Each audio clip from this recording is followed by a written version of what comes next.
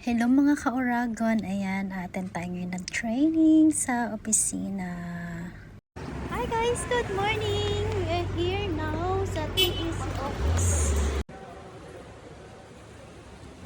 Hi guys, yan ang office namin. Yan yung loob ng TEC office. Tayo ng training dito sa aming opisina. And ayan na, ang favorite ni Mai ang mag-selfie. Selfie, selfie, selfie. Yan. Bago mag-start uli ang training, mag-selfie muna tayo with my mga kasama.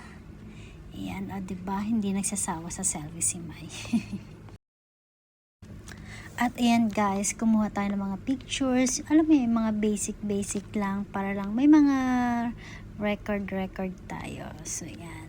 Hanggang dyan na lang muna. At ituloy natin yung iba pa. The flame source or the heat source, we need that. At break time na nga, kaya selfie uli. At yan, bago mag-resume. Yan, resume na ulit tayo guys. At yan guys, for the record, nag-try din ako para ma-experience yung sa training namin yan. Kaya yan, okay naman at may palakpakan pang effect. Char!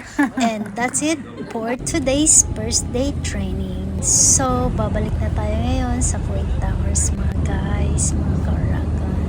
At makikita nyo ngayon kung saan uli ang Kuwait Towers. Char, parang hindi alam ko saan yung Kuwait Towers. At ayan na nga, papasok na tayo ng Kuwait Towers. Guys, tapos mag-iikot-ikot lang tayo dyan sa loob. Konting pang, pang asar lang. Tapos, at ikot-ikot. Tapos, uwi na. See you tomorrow.